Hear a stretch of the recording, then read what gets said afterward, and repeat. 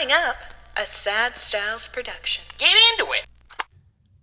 Oh, okay. Okay, people, gather around. Yeah. It's the countdown's coming down. It is December 31st, the year 2000. What a year it's been. What a year it's been. And we have such a great year to look forward to. 2001. Right. 2001 is coming up. It's exciting. I figure maybe we can go back and forth and talk a little bit about, what we're grateful for from the past year and what we're excited about living in this exciting time in the new millennium. Andrew, what are you grateful for right now? I'm really excited about George Bush's presidency. I think it's going really well so far. I think it's great. I love the way he makes it so easy to get through airport security. Oh, yeah, that's true. I get to keep my shoes and my belt. I don't have to take anything off. Why would I, right?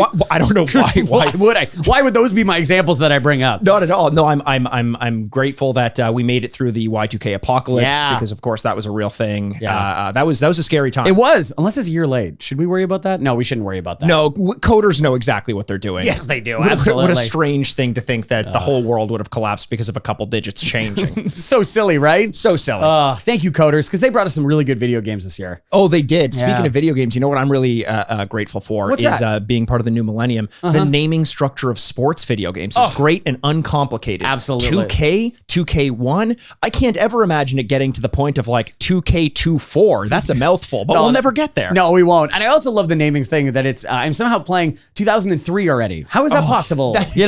Why? It's a time machine. Yeah, I guess so. Every year someone comes back from the future and gives us their year's sports video game. Yes. Yeah. Thanks, Marty McFly. Thank you so much, Marty McFly. And I'm so excited for all the upcoming video games and we're going to get to play them. 2001 seems like it's going to be a great year. And you know what I feel? 365 days from now, we'll have played all the great games from the year 2001. We can talk about our favorite ones and I don't know, maybe record a podcast about the greatest video games from 2001 at some point. That sounds good. What's a podcast?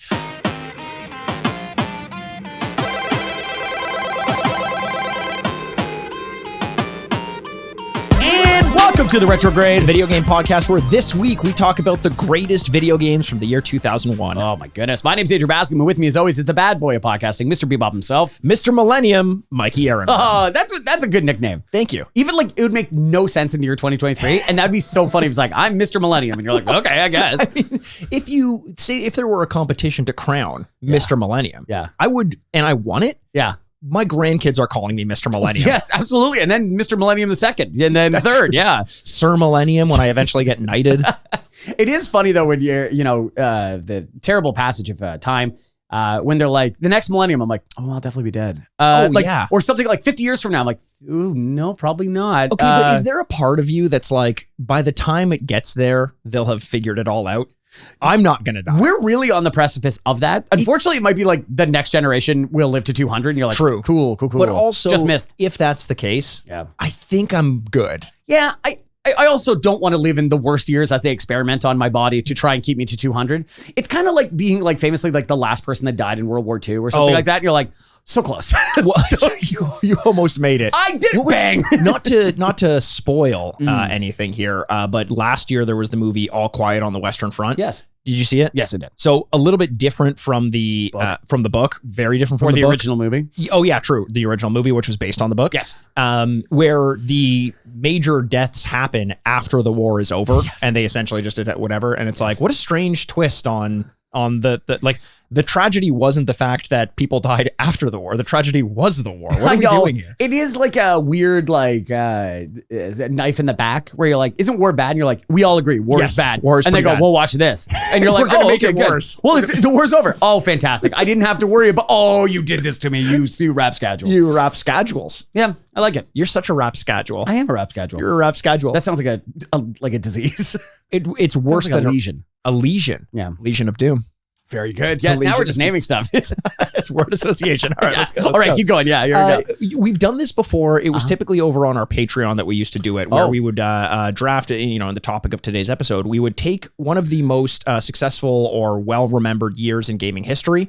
We would take the list of releases from that year, and you and I would draft a team and try to fit each of our selections into different categories to see who could draft the better team of games using only the releases from that year. 2001 is a banger of a year. It really is a banger of a year. Usually we'll do some research and we'll, look at the listings and Wikipedia articles and whatever.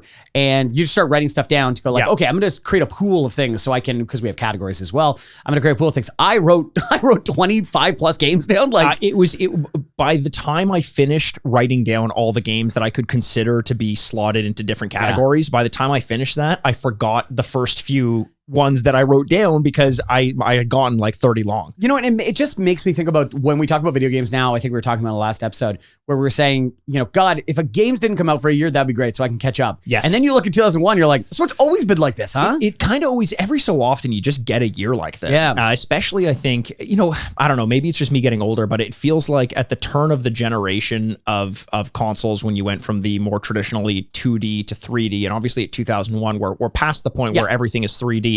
However, we're still really improving upon the scope of what we can accomplish with 3D games. And as a result of that, you're getting some like massive leaps forward in technology and all that stuff. I find the funniest thing about a year like 2001 is there are some incredibly influential games and then some real stinkers. And I know every year has some stinkers, but like 2001 is the year of Simpsons Wrestling. Yes. And the year of some incredible games. And it's like, where is this disparity between the quality of Simpsons Wrestling and the quality of some of the better games out there? See, like when we draft, obviously there's an era of competition here. So Mikey tried not to name anything that we would name. Very good job naming Simpsons Wrestling, which was never going to be on our list. Never going to be on the list. I was shocked at how many games we've done on the podcast that are in 2001. Yeah, 2001, you know, when we started a retro gaming podcast, I don't think 2001 seemed to be in the cards, but it turns out that's now 20 plus years ago. Yeah. So that is retro because in the year 2000, a game from 1980 would have been considered retro. So by that math, and if you look at these games, they're retro. They're retro. There's just no way around it. Like, and you know, the number of games there's a game that came out this year in 2001 that we did a couple weeks ago. Yep. There's no way you look at it. You know, when we started with the podcast in 2018. Yes. You know, 17 years ago, you're like, I don't know. 2023? Yeah, very much retro. It very much is, leaps and bounds ahead of it. But before we get into the draft, I want to start us off with a quick listener question. And then, so we'll spend, I know, Andrew, I know you hate our listeners. I don't want to hear from them. I know you hate our viewers, but they still love to hear our voices and they love to hear their voices projected through our own vocal cords. So they write us these questions and they expect us to answer them. Right. Meanwhile, everyone else, it's like when you have that keener in class who constantly needs to ask questions to the teacher, holding their hand. Excuse me. Oh my God, because it's been up so long. It's hurting so much. And then they're just like having a conversation with the teacher. Yeah. Did you hate that kid in class? Yeah. That was me in class. That was you in class? In a lecture room full of 300 people, I would sit front row so I could ask questions to the teacher. Oh my God, really? Yeah. Oh yeah, no, I was not that person. You're not that guy. You're not that guy, son. You don't be that guy. By the way, that guy in that video is that guy. He's that guy. Absolutely that guy. He is. Okay, if you don't know what we're talking about, it's a viral video of a guy. I don't know, guy's being a dickhead, and so he comes up to me and goes, "You're not that guy, man. Like, you're not that guy. You're not going to fight. You're not going to be tough." Yeah. That guy's built like a truck. Like he's built like an F-150. His face just looks like it's tired from having been scrapped a lot. Yeah, he's got a haircut like a mullet that is like placed on his head like a Lego piece. Like it's part of his. He's Samson at this point. Like he is. It's like you know those very muscular men that have a little gut on them because they're like, I don't care. All I do is lift heavy things all day and then I drink 12 beers. Their belts are always like containment devices more than like it's just like part of like, no, if you didn't do this, you'd all have no hope. Like if I didn't wear a belt right now, you guys would all be dead. It's the male corset is what I call those belts. 100%. Keeping it all tight. Yeah. It's one of those ones too where you have a gut and yet if I hit it, I'd break my hand. Like, you're like, how is it solid? Or it would just get stuck in there somewhere. Like the blob. Yeah, exactly. And I'd have to like pull it out. I'd lose my watch. My hand would come out, my watch would be gone. He's got a very deep laugh. He's like, oh, you made a real mistake now. He burps and the watch comes out his mouth. You're like, anatomically, I don't understand what's happening with you. I like this guy we created. It's good. Well, our listeners like these personas they've created of us, and they like to hear these personas answer their questions. So not that guy. You're not that guy, pal. So this question comes from Michael T. And it says, "Greetings. I've been going back in your catalog and came across a discussion you had about Grand Theft Auto, where you question whether the original open world games of Grand Theft Auto were beatable without cheats. I don't know, but it got me thinking about cheats in general. Was there a time when they were essential for you? Do you still use them? If not, why not? And as a follow-up, if we're willing to indulge him, what is your favorite cheat of all time?" Okay, that's really interesting. Like I I have to kind of blanketly say, yes, I think those games were achievable without cheats. I'm sure they were. Were they as much fun? Right. That might have been a separate point. But here's another question: is this is the opening of the realm of open world games. Yeah. Like I have beaten Grand Theft Auto games without cheats, especially Grand Theft Auto 5. I beat without cheats, and 4 I beat without cheats. Yes. But with the 3 and Vice City and San Andreas, it felt like it was so much part of the game that I just always did them, and I didn't really care too much, with the exception of Vice City, about the minute-to-minute story of a Grand Theft Auto game. So to me, what I wanted to do, where it's like gather a bunch of cops around and have them chase me and me take out helicopters with a rocket launcher, eventually, the longer you keep it going, you run out of ammunition. So you have to use a cheat. So in that sense, if you want to play the game like that, they are kind of essential. Okay, I get you. Yeah, no, I get what you're saying. I was never super reliant on those. Yeah. I do like the stories on GTA. I know that's something we don't see eye to eye on, but no, I do like the stories in GTA. It's just in the first few they didn't really. Oh, yeah, okay. I was more focused on destruction. Yeah, exactly. I was an angsty kid. I had to get it out somehow. Yeah. Fuck you, Mom. Here's the thing. So do you still use cheats? Is a kind of part of the question. Yeah. Doesn't that feel like that's gone the way of the demo? Like, isn't cheats the way of the demo, Andrew? I love what you just did there. Thank you. The way of the dodo, the way of the demo. Yeah, you like that? That is brilliant. Yeah. I am so happy to share a space with you right now. Wow, that is a rare thing for you to say. That's very nice of you. That's just. Did you mean to compare it to dodo? Yeah, that was in my head for a bit, and I was like, okay, wait, say it. And that was like slowly, I'm like, I'm gonna fuck this up. I like it. I got too excited. I was an angsty kid. I would say it's gone the way of the demo and the way. He said it again. And ring the bell. It's better. I gotta be honest. I didn't think this would be the case. Yeah. Better the second time I heard it. Thank you. I'm gonna get t-shirt. Go to our tea shop or whatever. Is that I would say like cheats were such a big part of old games that they would be in a menu. They'd be like cheats, and you'd be like be able to enter cheats based on GoldenEye, for example. Yeah, 100%. Be able to log them and then use them, as you needed. Now it doesn't feel like that's a real thing. I think it's gone more into like Easter eggs and like more unique moments that you have to like really line up to do. Yeah. So I don't know if it's not part of my life anymore because I'm not sure how many games actually have them. It's not part of my life anymore either. And I do think it definitely was more part of gaming culture earlier. And my theory is that games just got more fair. Yeah. The balance of difficulty got more fair. That's because fair. I stopped needing cheats when I could beat games fairly and of my own accord. A game like Contra, especially as a kid, Alien Wars, I have since beaten it without cheats. Oh, wow. But I don't think as a kid I could have done it. And as a kid I had the Game Genie and I had the little booklet, and there was something, it almost felt like that booklet to me was like a porno mag for a 14-year-old or something like that. It felt like naughty to have. I was like, I'm going to look at all the cheats. That's amazing. You had a Game Genie. I was so jealous. That felt like the height of luxury in my life. Yes. That was like, I can spend $90 on a Game Genie? Yeah. What am I, like Scrooge McDuck? Like, get out of here. What are you, Scrooge McDuck, jumping on coins all over 100%. the place? I use a couple of coins and I'd be like, I need a Game Genie. Probably in the Scrooge McDuck world, there are real genies and a Game Genie would be summoned. You know what I mean? Yeah. Yeah. I mean, if in the world of talking rich ducks, genies would not be surprising. No. We have talking ducks. They're just poor. They're so poor. They're working class. It's so funny. Games, no cheating. Absolutely. No, I don't think anymore. Financially, yes. Romantically, yes. But not in games. Of course. Mm-hmm. I mean, it's how you keep things exciting. Oh, absolutely. Always keep them guessing. Keeping secrets is like a real thrill. Sometimes when I'm out real late at night, I just turn my phone off. Yeah. Oh, do you? Yeah. Ugh. And by real late at night, 9:30 p.m. I was going to say, there's a lot of things you're saying that is surprising me right now. Really late at night, you finished a bunch of games. You've said that very casually in the last 5 minutes, which I was like, very good. Yeah. It was funny. Like, I beat Contra. I was like, that's surprising for 2 reasons. You beat Contra and you beat a game. That's pretty good. Well, I also beat my stereotype of someone who doesn't beat games. The last point I'll make about cheats is one of the reasons why, and this isn't quite in the realm of cheats, but like sports video games, you could essentially, and this is more to your point about menus, you could basically cheat by turning the sliders all the way down and making it super easy. That's just gameplay sliders. I stopped tweaking those because there's a universal standard for competition based on rule sets within sports games. So I wouldn't change anything beyond that, because if I did, when it came time to play online, or against my friends or something like that, I would lose because I wasn't used to playing by the standards that we're going to be playing by. So I think I've come to look at games as more of a competitive thing. You know, at any point you might be asked to test yourself. Test your might, as you might say. Test your might. You know, it's funny too, because the other side of that I think is obviously kind of killed cheats is online gameplay. Sure. You know, like, yes, you could get aim bots and stuff like that, but for some reason that doesn't feel like a cheat that the game has invented. It feels like a way of circumventing the game. It is very much a way of circumventing the game, so much so that it's illegal. Like you will be kicked out of the game and banned from the game for using it. Yeah. So like, and that's the thing is like, I can't cheat hypothetically when I play, you know, online gaming. Okay, we didn't talk about this.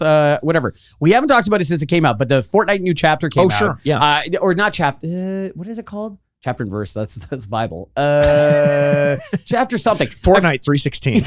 Said I just kicked your ass. Yeah, what the hell? But it's bringing back the heist, which was a really popular one from about a year and a bit ago. Yeah. And so the island is completely changed, where now there's all these kind of like layers full of like henchmen. And so there's cameras and you can steal vaults and gold and stuff. Cool. Really good stuff. And so I've always loved when there is AI characters on the map that you don't get credit for killing, but they can kill you. Oh, cool. Because you're like, it's, you know, high danger, high reward kind of thing.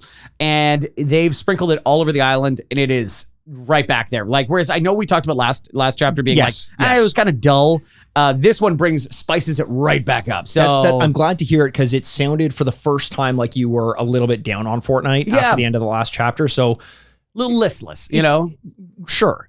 I think it's a very good sign, though, that so quickly the developers are like, all right, we got to change it up. Whereas Overwatch is like, we're just going to keep doubling down on what people desperately don't want. I know. You know, it's so funny because I sometimes peruse the subreddit for Fortnite, which I would actually say is actually relatively a positive place. Sure. Because people just like the game. So they're like, oh, did you get this skin?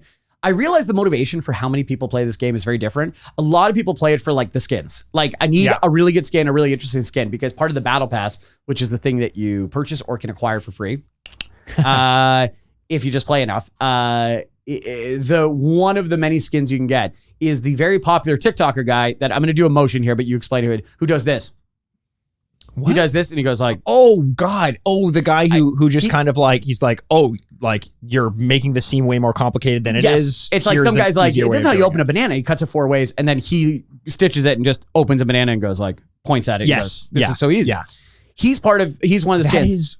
Man, this is a snake eating its tail. Like, this is wild. So you are the subreddit right now, because people are like, what the fuck? I want Optimus Prime. And it's like, I hate it, but I kind of love it. Let's get fucking weird. Why is it Logan Paul a skin? Like, I don't get, like, who cares? Batman is a skin. He's not a real person. You watch your fucking mouth. Okay. I will kill your parents. I will go Joe Chill on your ass. Okay. I'm gonna wrap up Fortnite talk, because I know that's only for a specific amount of people. Well, it's a very popular game, but whatever. Speaking of Batman, I watched The Flash. Oh no. It's not great, right? Yeah. It's not great. But I just gotta say, Michael Keaton is a babe. He's the best. He's the best. He's the best. And any element he's in the movie, I'm like, hey, this is pretty good. And then he leaves, I'm like, oh, okay. I think he was just in Toronto for his premiere of his movie. I'm seeing the premiere at TIFF. I was going to see the premiere at TIFF. I am. We're recording this. Nixon the hard way. Yeah. So this is right around. No, the Hitman. Is that what it's called? His is the Hitman. Oh, okay. Yeah, that's what we're going to. Yeah. Yeah, where TIFF is Toronto International Film Festival, and we're recording this a little bit in advance. It's right around now. Yeah. So and it's really exciting, obviously, without the actors and stuff like that. But yeah, we got a couple tickets we're excited for. Excited for it as well. Well, we got to talk about that, because we are going as well. Oh, nice. Very excited. Right around never mind. Why time it? Like, why timestamp it? I was talking location, physical location. I'm like, I'm not going that far. You live above the movie theater. I live above the movie theater. Yeah, it's crazy. You're like a Phantom of the Opera situation. I'm dropping chandeliers all over the goddamn place. In the street. I just love the idea that everyone's sitting there dressed very nicely, really excited for the premiere. And you just hear Mikey from the rafters like, play the fucking movie. And you're like, oh my God, dude, this guy won't fucking relax. It's in the most serious parts of the movies. And I just go, and then I just like whisper in people's ears, keep up your hand at the level of your eyes. And they're like, what the fuck are you talking about? You find a young woman, you're like, you're now my ingenue. She's like, what? And I say, otherwise, someone's getting strangled. I got so many nooses. There are 2 options here. She's like, well, I guess I'll live underneath a theater.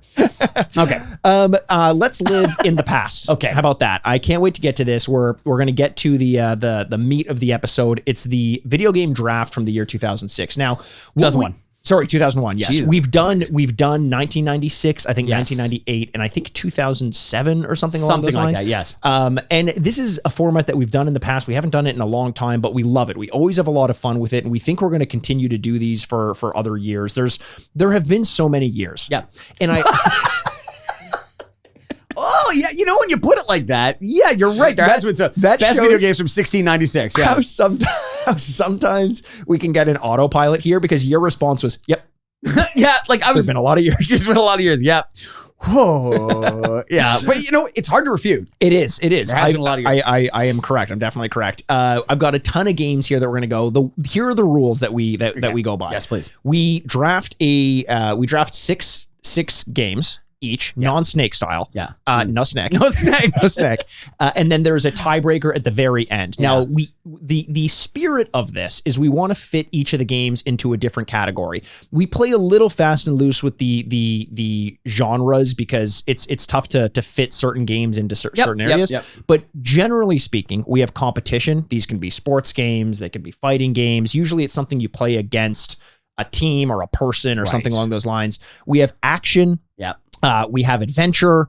We have most influential game. Very important. We have the most poorly aged game. And this is an important category because it's the person who wins this category is the person who has the game that was most highly perceived at the time, but is most worst received now. Relative to what we thought of it at the time, what we think of it now, and the lower it is on that grade versus the height of it is the winner of that one. And then game of the year. And then game of the year, which is an important one. And then the tiebreaker, just because in case we need it, because it's six categories and there's only 2 people, is the most underappreciated game of the year. Right. So, you know, and there's a lot of gamesmanship to this too, because when we take a game, we have to name the category it's going into. Yes. So obviously if we take a game with a low category like action, you're like, I'm going to take an action. Oh, well, what is my game of the year? Yes. Oh my goodness. Or what is aged poorly or whatever. Well, here's a question for you. Are we able to shuffle our picks as we make them, or do we have to draft it to a position? I think you have to draft it to a position. Ooh, I like it. Okay, Yeah, I'm good. I think you I'm have to good. draft to a position. So here's one thing that I struggled with that we can litigate on the air. We don't have to make any changes. I'm good with it as it is. But the action category and the adventure category, can we just make those the same? Just good games? Because there's so many games otherwise, like almost just single player games, if that makes sense. Sure, I think that's fair because I had trouble deciding which are action and which are adventure. They've gotten, in fact, there is a category of action adventure as well. And it's like, well, is action an RPG if there's combat in it, or is that adventure and all these sorts of things? And it just kind of opens up to allow, because there were some games as I was looking where I'm like, well, this doesn't really fit in any of the categories. No. Unless you just flat out put it in game of the year or something like that. Yeah. So we'll kind of meld the two of those to great games, just, position players that can kind of play the field. Yeah. I think did I go first in our last episode in the I think you went first. So I'm I'm going first this year. Now, you go first. The opening rounds are always tough. Yes, you can't win, but you can lose the You draft. can definitely lose the draft. Now, I have a question for you before I make my pick, Andrew. Please. And this will not, because my pick is already settled. The pick is in. The pick is in. Was there a clear cut for you as number one this year? Oh, there wasn't, No. eh? There are 2 or 3 games where I now know I'll get one of them. And it was more about category assignment. That was the toughest one. Category assignment.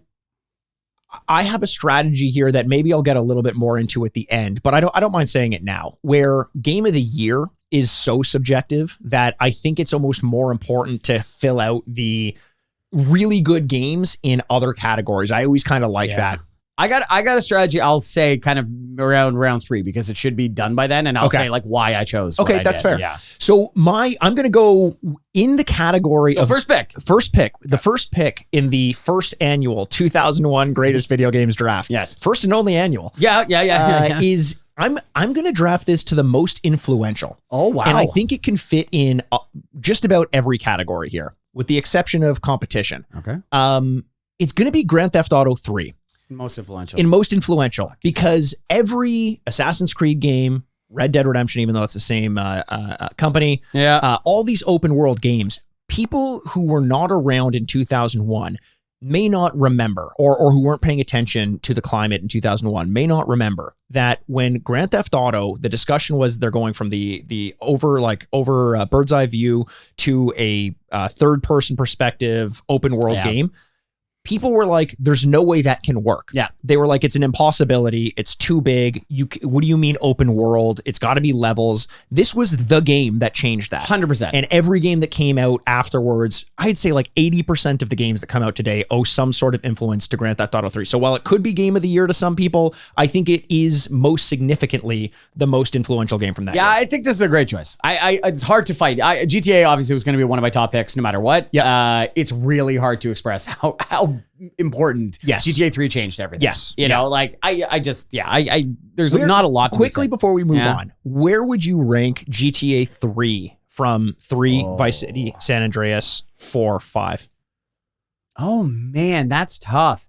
It's weird because being a pioneer, the main character didn't speak. Yes. So the storytelling is not as robust as it is in the next couple. Even, and I know in Vice City didn't speak as well, but like... No. Tommy Vercetti was Michael Madsen. Oh, it was Michael Madsen. You're right. Or Ray Liotta. I think it was Ray Liotta. Yeah, one of those. Yeah. Whatever. Yeah. But so it's not as strong as the rest of them. Yeah. Whereas like, you get to number 5 and it's Heat. They're just retelling Heat. Yes. Where you're like, that's crazy. Yeah.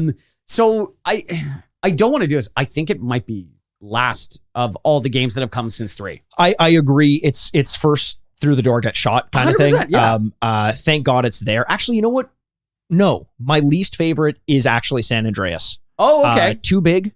The RPG elements and the character building elements were improperly implemented, although I think well-intentioned. And I think that it took what Vice City did really well and just inflated it to the point of bloat. And I liked the gang element of that. Like you could get to, like a King of the Hill or like a paint type thing. You would lose territory. Yeah, and all that was kind of fun. That kept you coming back. But I understand that. Mm-hmm. Other than the music was really good because early 90s music was great. Yeah.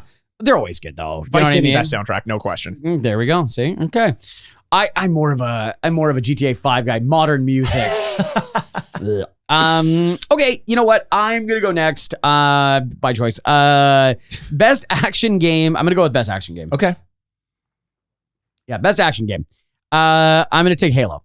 Okay. Yeah. You honestly, that was probably good. That would have been my second pick. Okay. If I had another one. Yeah. So action adventure. So that's filling that category. Halo's off the board. GTA 3's off the board. Like what can we say? Halo Combat Evolved was the biggest game. Like this is right around when I'm about to go to university too. And the idea that we could play multiplayer Halo, oh my God. Multiplayer Halo and in that era of like, you could almost have slot this into competition as well because of how popular the multiplayer was. That's interesting. You're right. It was like, sure, the single player was fantastic. It's apart from GoldenEye, I think it's my favorite single player first person shooter campaign of any game. Yeah.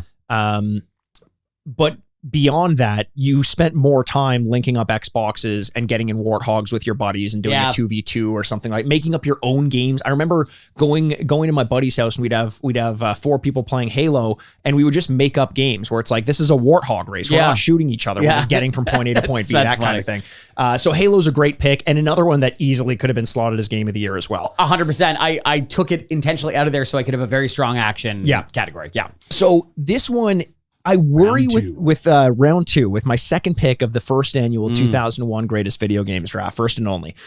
I worry that I'm going a little bit too subjective with this one, but I do think in terms of how well a game has aged, both in terms of our appreciation of it, its position within gaming and its own franchise, and the story that it tells being incredibly poignant and incredibly insightful.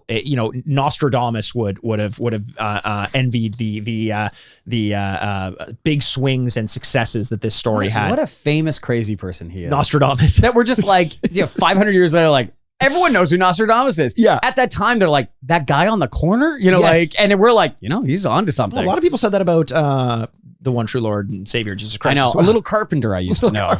Could you imagine if you're like, hey, my deck needs a bit of working on, and he's like, can I multiply your fish for you? That is like, so funny to say that. Get the fuck out of here. I don't want to do, it's such a boring thing on a podcast, but I saw a TikTok recently that I've not stopped thinking about where, was it when a guy looked at something and went, He's like with his hands, like he's looking at a crucifix and he just looks at a gun and he goes, could have just shot him.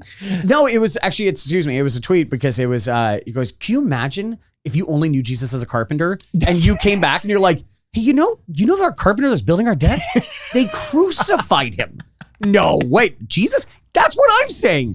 Guess we need to find another carpenter.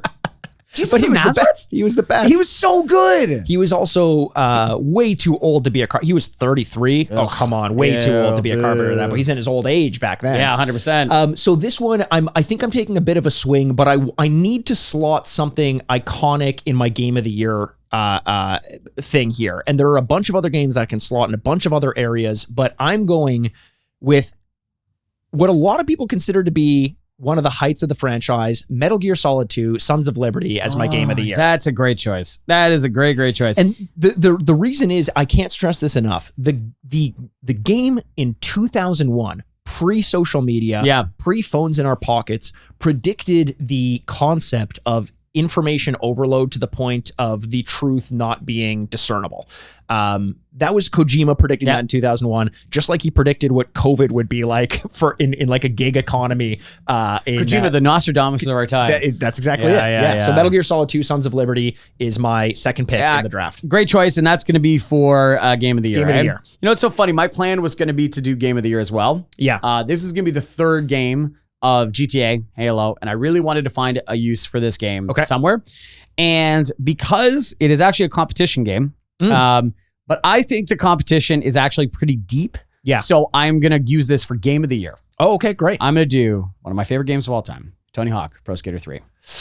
Okay, so I had this one on my list. Give some of your reasoning for it first. Do I need to? Of course not. The soundtrack, the thing is, there is a real argument, not that I'm trying to summary my pick, because I really do think it is Game of the Year. It's a nearly perfect game. It did something very unique in the landscape of gaming that has not been done since. Yeah. But in its own weird excellence, kind of almost the way I would say about like Tiger Woods golf, it kind of maxed out that genre. And then people go like, what do you want to do from here? And they're like, I don't know if we can do anything. Yeah. And it killed itself because of it. You know?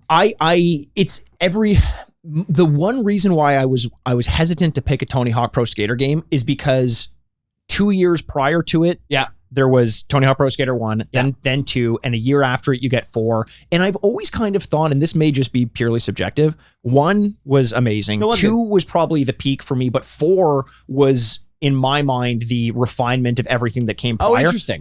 In my mind, I always skip past 3, even though year to year, of course I had to have it. And of course I played the shit out of it. So it's like, you can't go a year without getting it kind of thing. I just think this is really when it's cooking with gas. And, if also you're looking at all these games and this is a good year, like we're talking about, I still think I might reach for Tony Hawk Pro Skater 3 first. And that's why I put Game of the Year.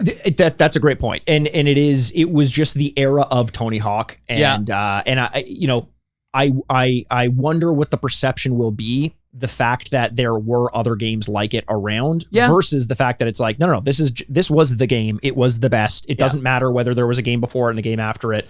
Also, there's imitators. Don't listen. Yes. Like this is the one you want to play. And I think by by Tony Hawk Pro Skater 4, Tony Hawk's Pro Skater 1, 2, and 3 were still on like the top 50 sellers list for that year, which is fucking wild. And at the end of the draft, by the way, we're going to go through the top 10, the 10 top selling games of 2001. Oh, okay, I think that'll be kind of fun to contrast and compare. So that's a great pick. Tony Hawk Pro Skater, no shade there whatsoever. Thank you. But when it comes to competition, Andrew, there's one game that weirdly wasn't on a lot of the lists that I saw. Okay. And in competition, I had to split between 3 picks, and there are 3 tremendous games left on there at a minimum in competition. Yeah, I agree with you.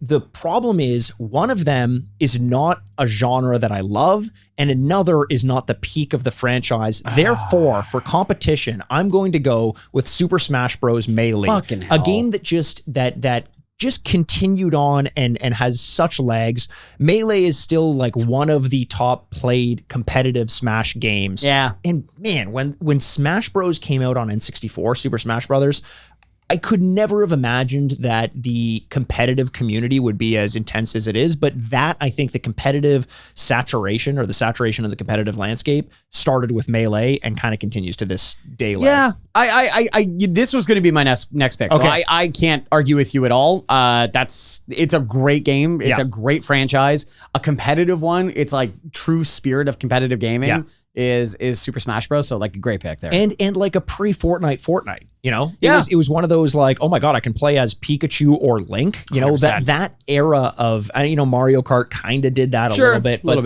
the idea of bringing franchises, even though they were all under Nintendo's banner for the most part, together was unbelievable. I completely agree with you. Now I got a tough one. Because so this is probably round 3. This is your third pick. This is my third pick. So you have a competition game, you have your game of the year, and you have most influential. Most influential. Fuck. So I'm going to stay away from this most influential then, because you already have it, so I can wait till the end. But do I take competition? Because even though you just took one, I kind of want to. So the only area that we don't have a category together in is poorly aged. Yes, but there's, I hate to say, quite a few. There choices. are quite a few choices. Well, we're on the same page here, because I'm going to go to competition. Mm-hmm. I'm going to take SSX Tricky. Amazing pick. Yeah, that was one that was there. I think Tricky is the peak of the SSX franchise. I agree with you.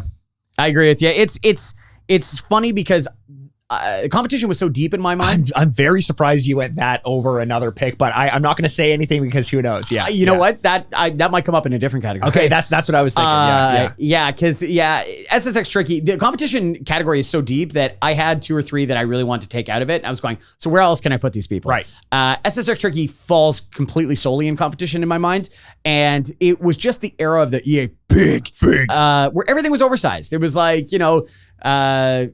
They were like the heads in DK mode in GoldenEye. It's a really good point. Thank you. Yeah, no, it's like that's almost as good as the way of the demo comment that you made. Thank you very much. And like if I were a podcast partner and my partner said that DK joke, I would stop everything and be like heaping praise on them. Yeah. I think. Well, I said I don't need to say anymore. You put a really final. You don't touch need to on say that anymore, and I definitely don't need to hear anymore. Definitely don't. That would not. I wouldn't even take your word for your word. Okay, so yeah, SSX Tricky, just incredible. It really of the time. Yes. Really of the time. Yeah. And yet holds up. Really fun. Didn't we play this on the podcast? We played on SSX. Yeah, I can't remember if it was 3 or Tricky. I think it was 3 that we played. Yeah. So yeah, and we enjoyed it then too. Yep. So, you know, great competition game. So competition is now done. Competition we both have done. competition. We both have that. And as we go through, I've got like a spreadsheet going and I'm blocking these off. Do you have game of the year? I have game of the year. You have game of the year. Do you have influential? No, right? I don't have influential. I don't have poorly aged. Okay, there you go. I'm going to go with poorly aged. Okay. Because while there are a lot of picks that you can go so here. So curious. There are a ton. I think a lot of what my gut tells me to go for are subjective picks. Okay. I learned a lot over the past couple of weeks about how passionate some people can be about certain franchises. So I'm going to stay away from them because if I'm going for the popular vote, I'm not going to win them that way. And I really sewered myself one year. We did this when I picked Resident Evil, the original Resident Evil, because people were like, you're out of your mind. That game aged great. Yeah. It's fine fantastic. Wine. Yeah. You have no taste. Didn't agree with that, but whatever. Yeah. I'm going with your one mustache that looks stupid. What? Your mustache looks stupid. They got like personal. Like it was weird. Well, they were saying. Oh yeah, no, they said that. I would never say because that. It looks like it looks. Oh, no, it looks great. It looks great. Yeah, Mikey, Tom Selleck, Aaronworth. Come on, get out of here. Thank you. Speaking of things that age great, he looks great. He does He's look like great. Almost 80. Yes, he looks great. Him and Burt Reynolds in Boogie Nights. Oh my God, peak. And he had a miserable time shooting that movie. Those stories are hilarious and very sad. I almost don't want to hear about that. Well, yeah, because he's looking at Mark Wahlberg. He's like, that was me. Yes. Am I not that anymore? And you're like, no. And he's like, and a young upstart director and Paul Thomas Anderson and their button heads and Oh, I know. It's brutal. I always think about there's a scene in 30 Rock where Jenna Krakowski is auditioning for a scene and she keeps reading the young part and she's playing the mother and they keep saying the same line. She's like, I'm sorry. Like, oh, it's okay. And you're like, Jenna, I think you're reading for the wrong part. She goes, why? She goes, I'm the mother. And she has a complete meltdown. And it's like, that's Burt Reynolds. That's essentially what Burt Reynolds did on the set of Boogie Nights. It seems like it. Yeah. But still a great movie.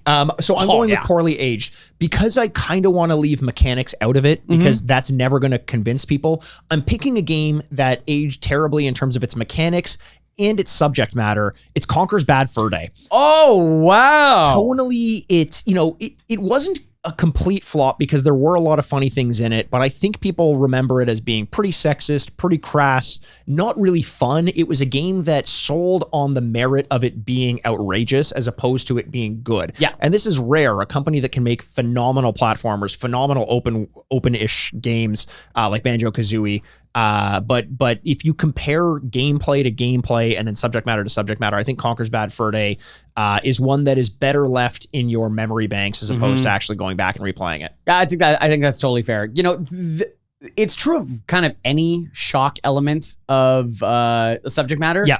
It's intentionally trying to push something that will be almost in bad taste within 2 years. So Yeah, you know 100%. What I mean? And so you now look back 20 years later, you're 21 years later, 22 years later, 22 years later, and you're like, yeah, of course this didn't age well. Yeah. Like, what is shocking then is just in poor taste now. Yep. You know what I mean? Like, it's like, for sure. You're not going to be like, oh, they said that? I mean, I think it shows that you can say shocking things that are actually funny because some shocking things do age well. And some of it is just so clearly like, it's the kind of person who says something racist and then no one laughs and they're like, oh, you're not allowed to tell jokes anymore. It's like, no. They still have to be jokes and they have to be original. Yeah, they gotta like, be funny. You can't just say something racist and because I don't laugh, I'm a blowhard. Like that's right, not. Yeah, but like 20 years ago, you could just make a racist joke and be like, whoa, yes. He's going there. I think you're referring to the early Louis C.K. era. I was, yeah, that's true. A very uncontroversial figure in everyone's lives. Absolutely. Unrelated to that. But it's kind of like going back and listening to Lenny Bruce. Yes. And people, really amazing comedians who I totally believe for great reasons go, no, he's important. I learned a lot, blah, blah, blah, blah, blah. But you go back and listen now and you're like, huh. It does not age the way you think you remember. Yeah. Like, it's it's a lot of people who really took to those sorts of comedians who now parrot the jokes and are mad that we don't laugh at them. It's like, A, it has aged poorly. B, I heard someone else say the same joke. Just because you're repeating it doesn't mean I have to laugh at you. Lenny Bruce got arrested for saying fuck on stage. Yes. It's a different time. This is our living room and we're trying to eat. Yes. Lenny, please. Bubby. All right. I'm going to go with, so I got two left. I got most influential game and I got most poorly aged game. Yes. And then we'll leave the most underappreciated as the tiebreak. Poorly aged game. This is going to upset people, but whatever. It's a game we've done on the podcast. Immediately sunk like a rock. Yep. It's not, this is kind of what you're saying. Not only does the subject matter seem very out of place and not having a touch, the deft touch to deal with something that can be sensitive, like addiction or loss. The controls I thought were bad and the cameras all over the place. This can be Max Payne. Oh man, I thought you were going Twisted Metal with that for sure. I thought I was going to too, but we touched on it so recently that I was like, I really didn't like Max Payne. To be perfectly honest, I actually kind of resented it. Yes. I was like, it's like, oh, there's a baby. And he's like, oh my God, this loss in my addiction. I'm like, Jesus Christ, is this what we're doing? 100%. They tried to capitalize on mental health and addiction as a storytelling beat and did so insensitively, I think. Yep. Or just irresponsibly a little bit. Yeah. They also they were so full of themselves in the telling of the story and the tone of it. And the gameplay itself aged so bad. Yeah. Honestly, all three things you can also say about Twisted Metal and Conker's Bad Fur Day. Yeah, you know, it makes fun of alcoholism. It makes fun of women. Yeah, women quite consistently. Women aren't really characters in these; they're more of objects. Yeah, it's just like I have trouble finding the redeeming quality. So therefore, at the time, even though it is very much, they made a movie with it. Yeah, starring previously mentioned Mark Wahlberg. Yes, and Mila Kunis. Oh, weird. Right. Yeah, I don't know. Whatever. Right. Star of American Psycho 2. Is that true? That's true. There's an American Psycho 2? There is. Who's the lead? Mila Kunis. Oh, it's a woman being the American Psycho? Sorry. You can't picture a woman being a murderer. You're so sexist. I can't. Equality. No, wait. What? No, I think that's the opposite of equality. She's an equal opportunity killer. If you really like women and you respect them, you should imagine them as killers. This is how we found ourselves. Okay. I'm learning so much about my misogyny. A couple of weeks ago, you were like, my pronouns are tired of it. And I've been laughing thinking about that ever since. I always laugh all this. It's always such a, my pronouns are USA. You know, like, and people are like, fuck yeah, eagle scream. So yeah, Max Payne, I would have trouble looking at someone in the eye and go, tell me the thing that is still redeemable about it. Yeah. But like I said, it's still a popular title. People would be aware of it as a video game. And I struggle to see why. So I think it's poorly aged. So Max Payne was circled in red on my list as well. I would have gone to it. One of the reasons I didn't, and I don't know if you'll agree with this as a logic for it or not, but poorly aged means nothing good came of it. Max Payne 3 came of Max Payne 1. That's so fair. Something good. Now, the game itself is poorly aged. Right. Exactly. But I was like, if there's a way to read the eventual steps that we get to Max Payne 3, because I fucking love Max Payne 3. Yeah. A game that deals with all those tones in a much better way, and the gameplay was fantastic. I love Max Payne 3. Yeah. But yeah, Max Payne 1 is a piece of shit. But Max Payne 3 we did on the podcast, and it's great. It's great. It's so good. Awesome. So and good. that has not aged poorly. It's aged fantastically. It has aged fantastically. Now so that is your fourth pick. I'm going to my fifth pick, and I'm going to slot it into that adventure ? Thing. You tell me if it has to go somewhere else, because I know it can fit into either the action adventure or the but we just good combined games. that, Yes, right? we just kind of combined. Okay. Yeah. I'm going with one that surprisingly similar to Smash Bros. Melee wasn't really Melee. Oh my god. Ooh, fantastic. Melee. Wasn't featured as prominently on a lot of the top lists, and yet if you dig down, you're like, fucking, this game was from 2001 as well. I'm so curious. When I saw it, I knew it had to go somewhere, and I was banking on the fact that hopefully it was a little bit under your radar, but a game that people have so much reverie towards, and has been one of the peaks of not just a franchise but a genre. It's Silent Hill 2. I'm so glad you said this, because it was on my list. Yeah. It was only going to fall into action, but once I got Halo, I should be totally fine. But yeah, you're right. It's like Silent Hill 2 is the good one. Yes. Where was this representation on this? It seemed like it was nowhere. I don't know if it was just one of those, like, we really discovered how good it was after the fact. I'm not sure, but Silent Hill 2 was a phenomenal game, such a scary game, and is looked at as one of the greatest horror games of all time. And yet in a lot of these reference sites that I was going for releases and stuff, it wasn't there. It wasn't until I literally looked at a list of every release that it showed up, and I was like, fucking, where was this on all the other lists that I read? Yeah. No, that's a great choice, and I'm glad it's getting mentioned. It only makes me realize, because this will be the last pick of the draft, how many games came out this year. Yes. Because there is so much that we got to talk about. 100%. My game is going to be most influential. My category, excuse me, is most influential. And here is the game I chose. There's a lot you could choose from here. I have like 4 or 5. Yeah. But recently, I went to Japan. I don't know if I told you guys. And I can show you a little slideshow. I can do a whole thing for you. I realized the long-term influence of this game while traveling through Japan. But even if you go to any arcade currently today, this has been a mainstay for the last 22 years. And still, you can hear the little pitter-patter of everyone's feet playing Dance Dance Revolution. Oh, that came out in 2001? Yeah. Fucking hell. Based on the list I saw. Wow. And it's unbelievably influential in the way that it has kept arcades alive, because it has created this whole subsection of activity-based games. That's an amazing pick. I didn't even think to look at arcade releases. That's a fantastic pick. And you're right. When you think about those peripheral games as well, Dance Dance Revolution was before all of it. Guitar Hero owes a lot to it. Rock Band, all these games where you have a Donkey Kong is the next obvious one that everyone's thinking. Oh yeah, everyone's thinking about that. No, it's a fantastic pick. I love it. You know, it's so funny because, you know, in arcades in Japan, well, pretty much everything in Japan is like 7 floors tall. And other than the floors of like Gundams and large scale games, everything else is peripherals. You're playing drums on one, you're DJing, you're playing piano, you're doing this. And I couldn't help but strike going like, man, DDR's got to be at the front of this thing, because like it just, and on top of that, there's a whole floor for DDR. So it's really hard to express keeping a whole retail subgenre alive with it. So yeah, you couldn't imagine the arcade spaces being the same without this game. And totally. that's a big weight that it's taking on. Absolutely. And then with so much so we had to create Guitar Hero and stuff like that, because they're like, hey, this is pretty good. We should do this at home. Yep. Yeah. So there you go. So that's the end of our draft, Mikey. Well, no, there's still one more each. We have the 1, 2, 3. Because we combined action adventure. Oh, but I thought we were picking 2 for those. Oh, are we? Yeah, okay. I thought so. That's if okay. you're good I got with that? tons. I got tons left. Okay, good. Yeah, because I think we would be leaving so much on the table if we didn't do that. So my next pick is the next kind of slot for that action adventure space, and this one's tough because there's one that I think is the pick that has to be the obvious one, but wasn't. If I've been sticking with the argument of where is it in relation to the rest of the franchise, I don't know that I want to go with this pick.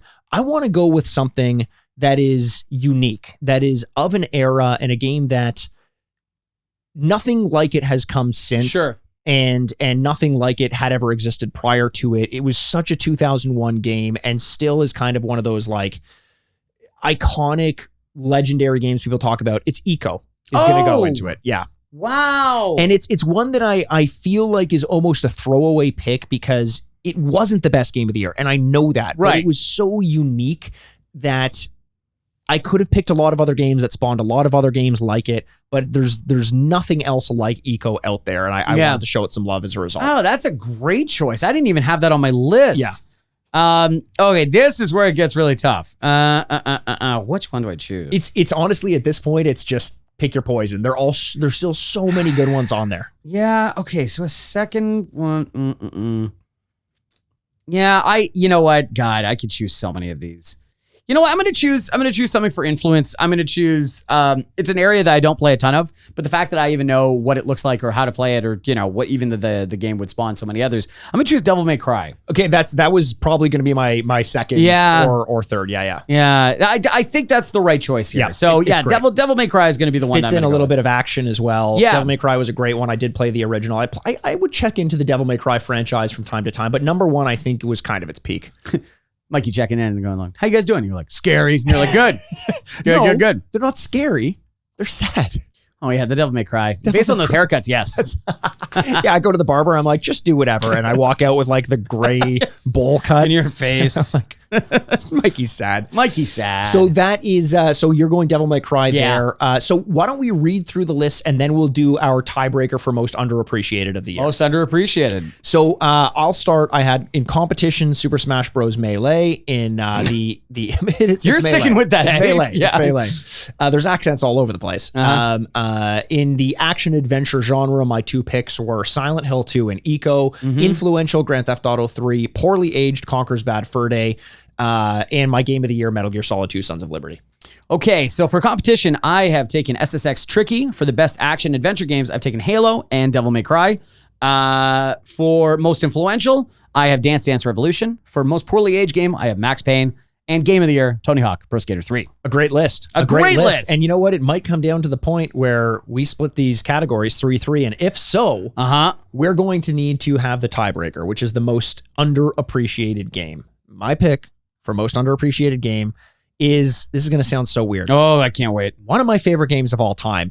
A game that I have been begging to come back. There was a sequel, but nothing beyond that. A game that I played the absolute shit out of.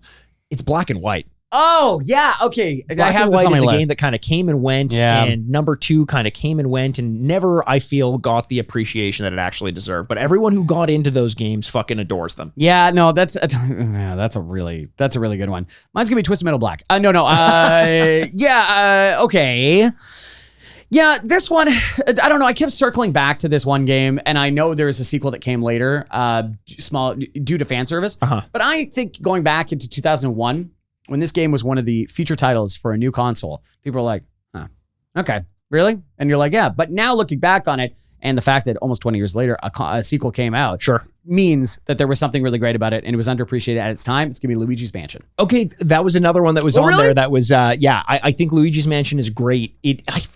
It had that thing with it where, you know, when it came out and everyone was like, this is great. And then like a year later, everyone was like, that game sucked. Yeah. And I was like, wait, am I supposed to not like this game? What are you talking about? It was fun. I think people were splitting the difference of being excited for the GameCube and then also being excited for the game. And then they're like, I was excited for the GameCube. That game sucks. You're like, whoa, that game's good. I liked it as well. Luigi's Mansion is now essentially a franchise. I mean, when you think of Luigi, you think of him with the ghost vacuum, whatever that thing's called. Even to the point when they made the $1 billion movie, like they touched on Luigi going through a haunted castle and being a little scaredy. Yeah, it's great. It's great. It's great. Who doesn't want that? Do you want to go through some honorable mentions then? Oh yeah, there's so many. So maybe the most two notable games that didn't make the list. Gran Turismo 3, which was a massive one. I consider that one for competition, especially because it's often thought of as the best, if not one of the best of the Gran Turismo genre. Final Fantasy X is another one on there that I considered taking for my action adventure slot. One of my favorite Final Fantasy games. my taste in Final Fantasy is kind of very strange. I love 8 and 10, and that's usually like around all the other ones that everyone else seems to love, but whatever. Return to Caffel Wolfenstein. Caffel Wolfenstein. What's a cafe that he's opened up? He's a barista in this game. And they serve waffles. Yeah. Well, he's German. You know what I mean? Return to Castle Wolfenstein was amazing. I love that game. That really good game. Jak and Daxter, The Precursor Legacy. Yes. Very, very popular. Baldur's Gate. Just came out. Number 2 is, was 2001. The other one I kept trying to figure out a way to put in there was Sonic Adventure 2. Yeah. I just couldn't figure out how to put it in there. But yeah. There were a ton of, this was kind of one of the golden ages for handheld games as well. I think the Game Boy Advance is often misremembered, like for how good it actually was. We have Zelda, the 2 Zelda games that came out were Oracle of Seasons and Oracle of something. You had Mario Kart on Game Boy Advance at that point in time. Advanced Wars came out at that point in time. Command & Conquer Yuri's Revenge, where you get Tim Curry. Was that from that's the one where he goes like, we need to go to the moon, and he's clearly laughing at the thing, and they're like, we're only doing one take, that's fine. He's reading it off a cue card. It is such a funny clip. What a pro. He's so, and they're like, can we try it again? And he's like, no, I'm dying. You're not paying me nearly enough. I'm sitting on a weird little set. I'm it. Don't you know I'm it? When he stifles his laugh, it's so funny. To the moon. So good. You got to look up that video. It's fucking amazing. Paper Mario, Super Monkey Ball, Pikmin. Oh, Pikmin, yeah. NBA Street is the one that I'm very surprised didn't show up, but where it was going to show up was going to be poorly aged. I would consider that as well. Because when you think, I love NBA Street. You love NBA Street. You at home, you D-pads like NBA Street. You don't like NBA Street. You like NBA Street Volume 2. Yep. That's what you like. That's it.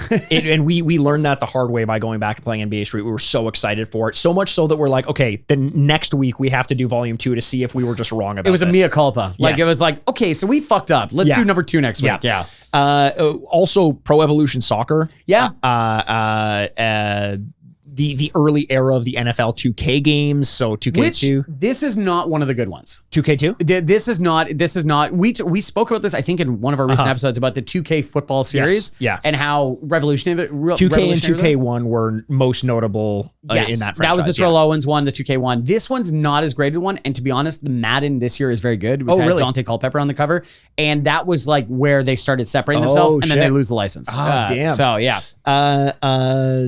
Good little bit of history. Madden, like I said, is a franchise that I'm just so blind on. But yeah, so many games. Twisted Metal Black is another one that's worth mentioning because a lot of people loved it. Civilization 3 came out that time. Woo! The Bouncer, which is, I think, one of the more underrated games of all time. We should do that. Do you play as a bouncer? I don't think probably. You know what? Probably. That feels like one of those very modern games where, like, I keep seeing it on TikTok and stuff where a guy is like a border inspection agent. Oh. And he has to check your ID and then check under the car. Is this the game? Yeah, it is a game. And it's just like it's somebody's job, but like it's part of this series of like very. Are you talking about Papers, Please, or is it different? It's different than Papers, Please. Yeah. But Papers, Please is fantastic. Papers, Please is unbelievable. But you could see that for a bouncer too. There's like a line, and you have to like look at IDs and then keep capacity or something like that, and you're like, and then kick the shit out of somebody probably. Yeah. Get more Roadhouse style. Roadhouse would be a great. We talked about Hitman, Codename 47, the prequel, where he's a bouncer. Yeah. And that was a way when we were reimagining new game franchises. So that's it. What a great draft. Tons of great games in 2001.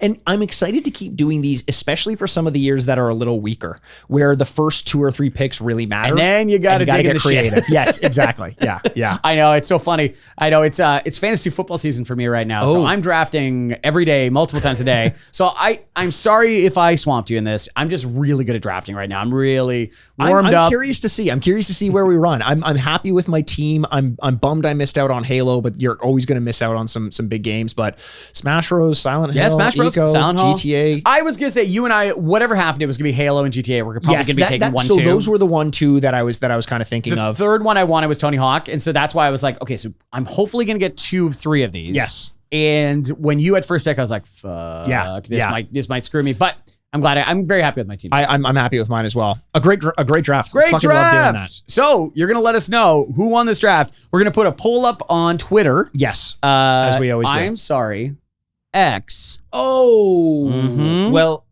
X Twitter, because it used to be Twitter. Oh yeah, formerly Twitter. Yeah, now the social media platform formerly known as Twitter. Wait, no, now X. Yes, we're gonna put a poll up, and please let us know who you thought won. Yeah. So that Mikey and I can have bragging rights and hold it over the other person to torment them for till the next time we do this. Oh, can't wait to be tormented or to torment. Oh no, torment my me, Daddy. 2 favorite things to do. It's a real win-win situation for me. Oh, well, until then, we'll find out and we'll be able to tell you who won. But until then, we love every single one of you, and we can't wait to talk to you soon. My name's Andrew Baskman. With me, as always, is the bad boy of podcasting, Mr. Bebop himself, Mikey Aaronworth. This is the Retrograde Podcast. Game over. Oh shit, Andrew. It stopped recording. Y2K just happened. Oh no! A year late! Man, they don't know what they're doing. Furnished by Sad Styles Productions. I walk into it and I'm like, you're welcome, everyone. I know I'm here. I know. No, it's okay. It's okay. Everyone's just silent. No, stop.